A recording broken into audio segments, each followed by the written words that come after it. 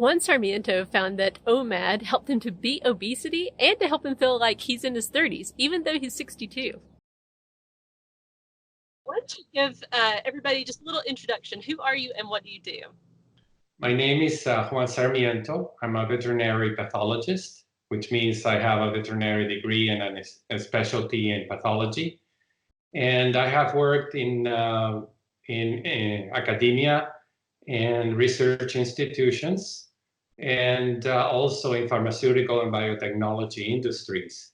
And nowadays I have my own pathology business, pathology consulting business for helping biotechnology companies.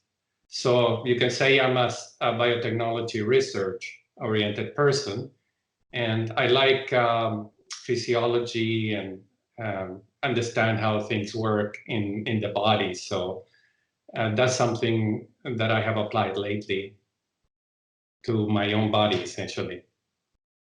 Right. So why don't you tell everybody a little bit about your journey with weight loss? Like, how much have you lost? How long did it take, and what have you been doing to do that? Okay, probably contrary to most people, I started in intermittent fasting, one meal a day, in fact, 10 years ago. And since then, by 2014, I lost 28% of my body, which is 65 pounds. Back then, in 2008, I was 40% fat, and now I'm 20% fat. And so I have kept it off essentially all these years since 2014. I also have noticed that with OMAD, the greatest thing is that you feel so much energy, that you feel like your body is telling you to exercise more. And so I was never an athlete or anything like that. I was never too fit, even as a young man. I used to smoke even, so I wasn't very much. I was a couch potato kind of thing, more interested in my own career rather than in my own health. So, but once I started fasting, I noticed that my body wanted more. So at the time I was just doing 45 minutes walks. That's what's my ideal or my typical, is just go out. And my food was just basically a low-fat, high-carb diet, because we were told to do that in those days. And so once I started fasting, it seemed like my body had all this energy. And so I started enlarging my walking period. So I was walking for an hour and a half. And I was doing 4 miles, which for me was great. But I soon I started to think that it was too much time for too little calories burning. Mm-hmm. And so I started doing more calisthenics and more push-ups, more high-intensity training, and also doing weightlifting. I soon started doing all that stuff. And so by 2014, my wife said that I was looking too gaunt, that I needed to stop. First of all, she found it very weird that I was doing 1 meal a day. So by 2014, I got to 161 pounds. And my wife said to stop. I needed to start eating again 3 meals a day. And that was a mistake, but I complied. And so I stopped doing OMAD since then. And what happened was that I began to gain body weight again. Mm-hmm. And then I made another big mistake, which was once I saw my body rising up, I went 15 pounds more. I decided, okay, I need to control my calories now. So then I started counting calories, which is ridiculous. I was doing the right thing. And of course, at the time, nobody knew about OMAD wasn't a thing. You know, I was just doing what I thought would work for me. So then with the calorie restriction, I did lose weight, But I felt that every morning I had to have a good breakfast in order to do my workouts. Mhm. And so, and I began to eat protein and to compensate. And then just lately, about a year and a half ago, is when the OMAD exploded. You started seeing YouTubes and more information about it. Dr. Berg, Dr.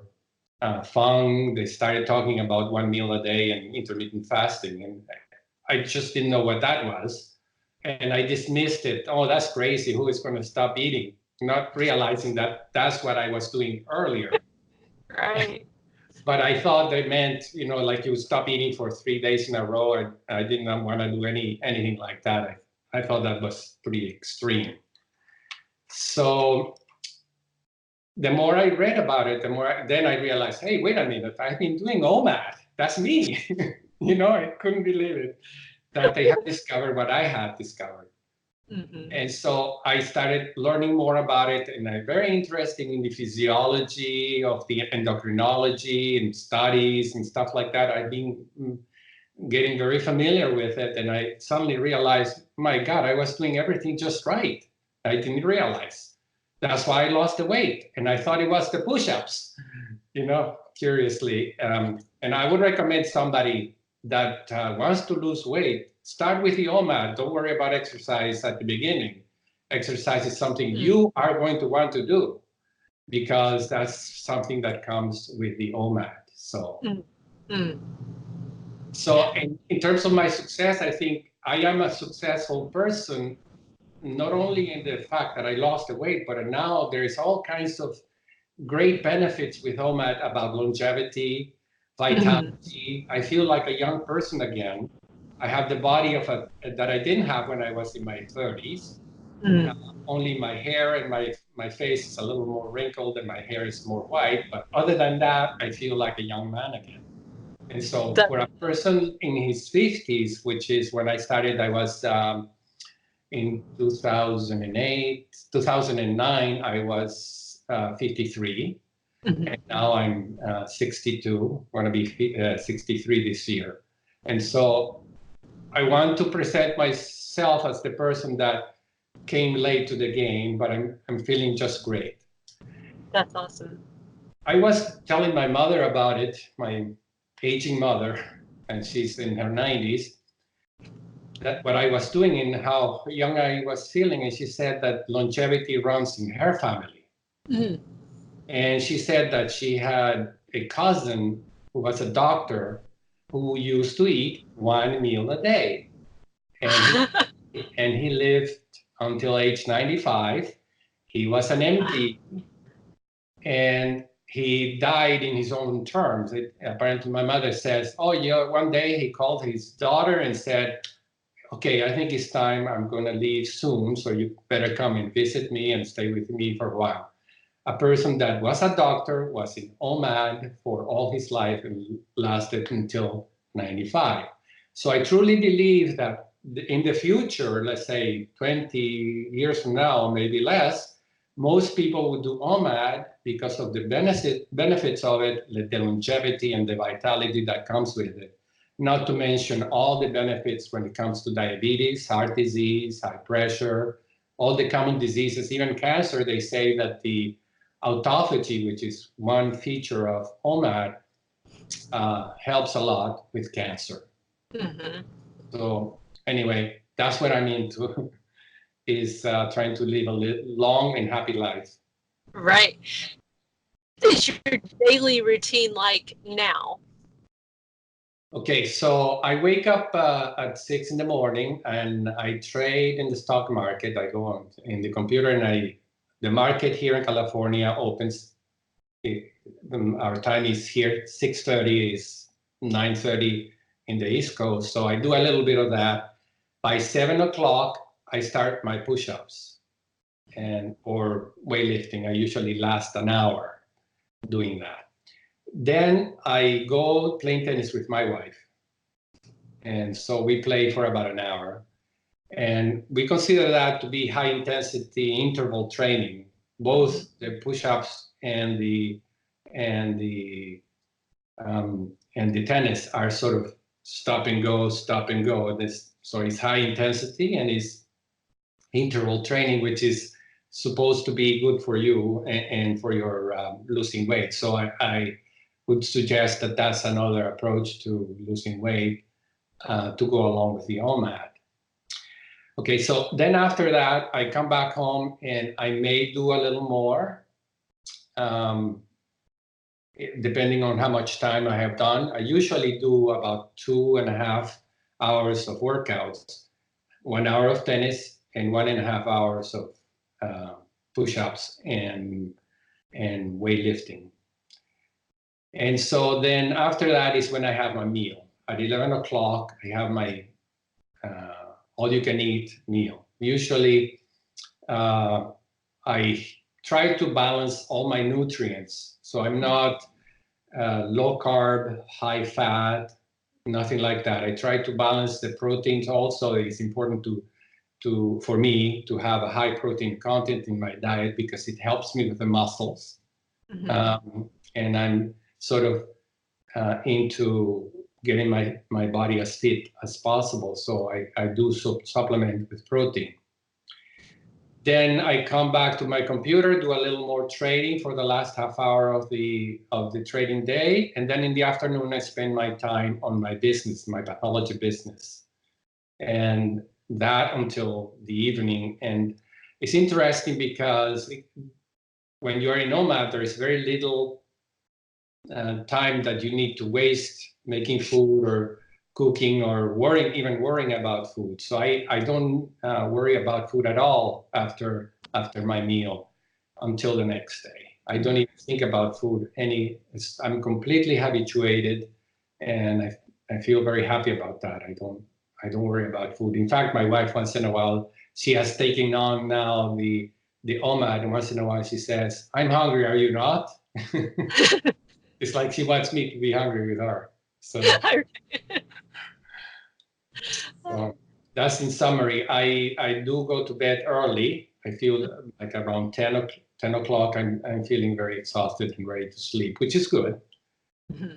So I don't know if you have heard much about the autophagy, but that's part of the feeling good aspect, that your body is recycling cells that are not working quite well. The proteins may come out of that. So that's another aspect, which, one of the problems that people that lose weight fast is that they get the skin folds. Mm-hmm. I never experienced anything like that. Great. And I think it's because of autophagy. Mm-hmm.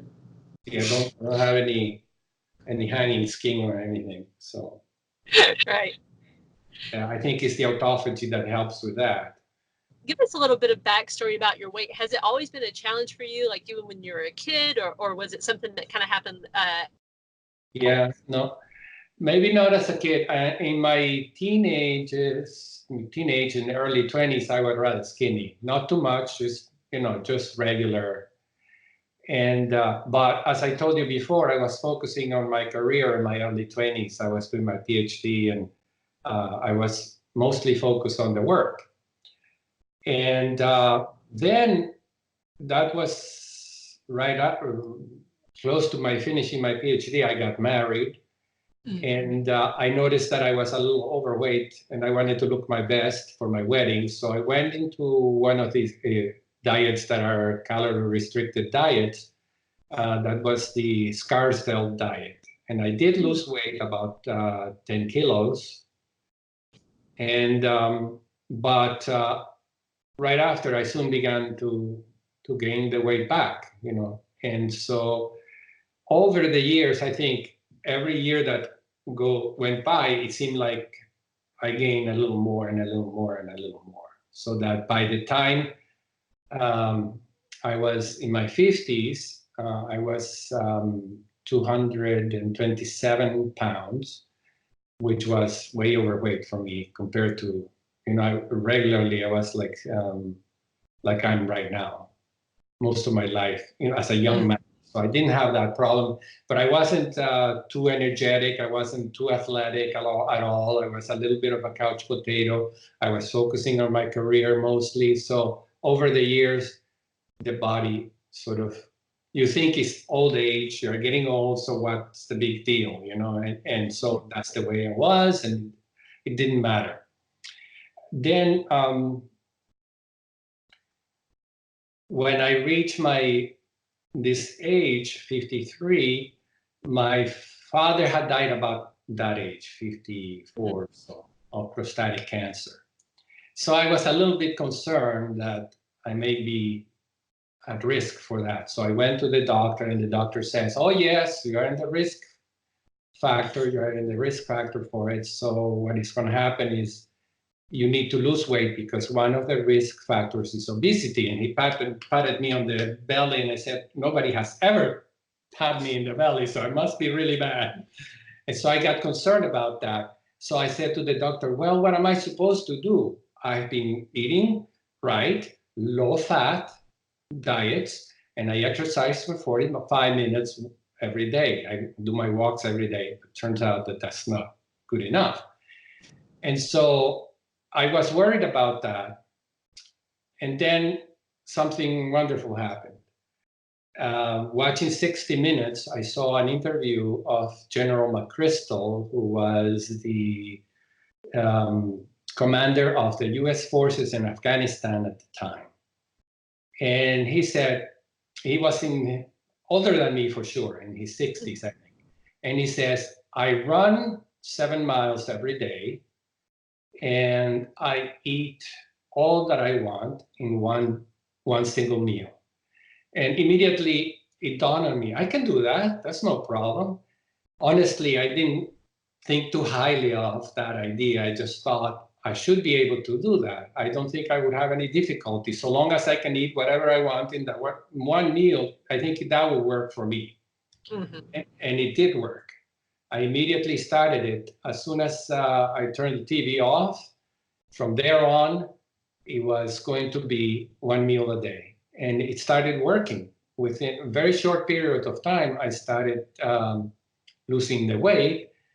And then I started thinking more along the lines of how to do exercise that would be worthwhile and help me reduce my calorie load. Mm. And I wanted to tell you also that about the push-ups, because that's the other thing. Just as OMAD changed my life, the pyramid, this is a push-up pyramid, also changed my life. There is a video you can search on YouTube. It's called Pyramid Push-Up Routine by Scott Herman. Essentially what you do is you do one push-up, and then you sit on your knees or you kneel and raise your hands once. Then do 2 push-ups and then raise your hands twice. Okay, you stand up essentially, do 3 push-ups and then 1, 2, 3, and so on until you go, let's say 5 push-ups and then down 4, 3, 2, 1. That's a pyramid, okay? Yeah. And so let's say that you can do 5 push-ups without any interruption. You should be able to do 25 push-ups with this system. So if you do 6, then you can do 36. You know, it's a factor. It's like exponential of 2. Before I knew it, I was doing 100, 200, 300. Incredible. Then before I knew it, I was doing, today, for example, I did 1,000. Oh, wow.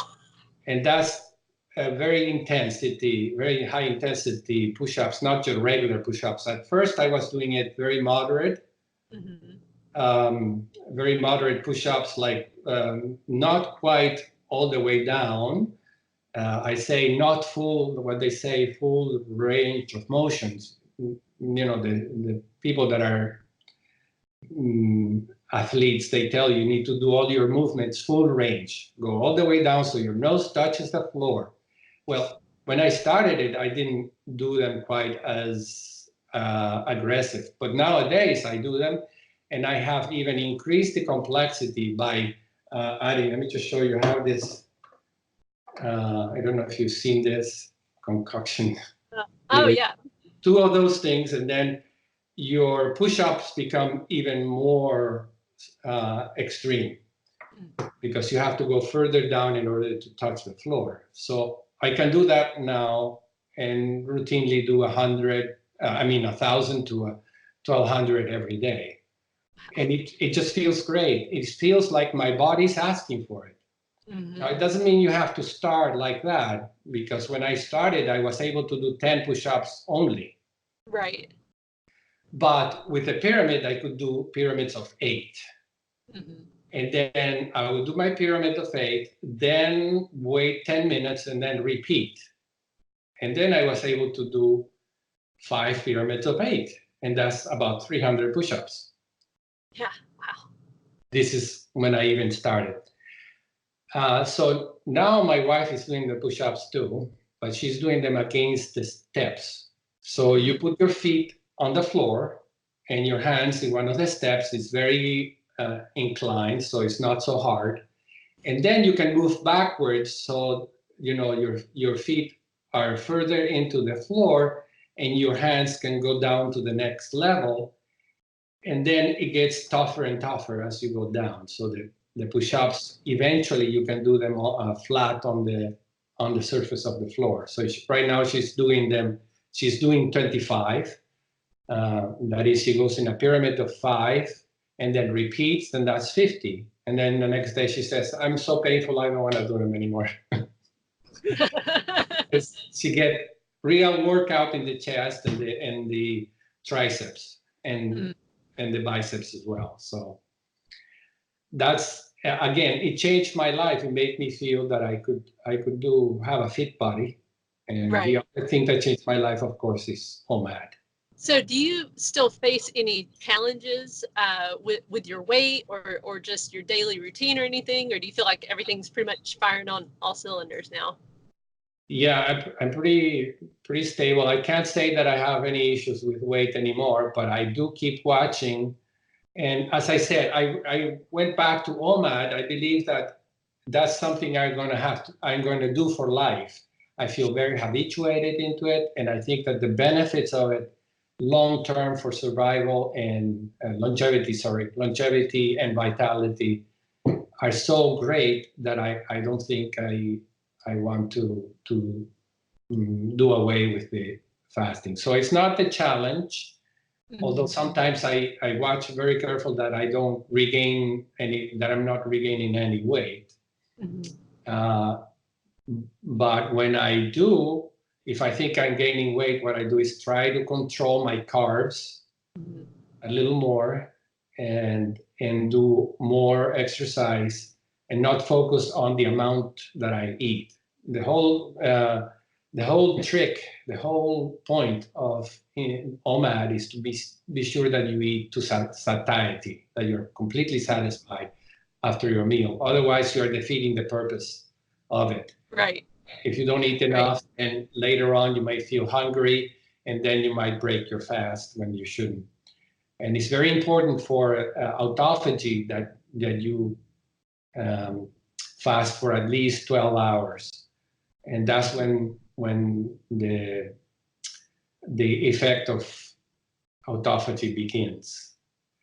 And also there are factors like growth hormone is very important, and we get the growth hormone when the insulin is out of the way. So imagine that with the OMAD, you're going to have one spike of insulin during the day. Normally, people that eat 3 times or more, they have several spikes of insulin. So that's a recipe for developing diabetes, not to mention obesity. So you want to make sure that you eat that one meal a day is ideal because then you have insulin out of the way, and then your growth hormone will start kicking in.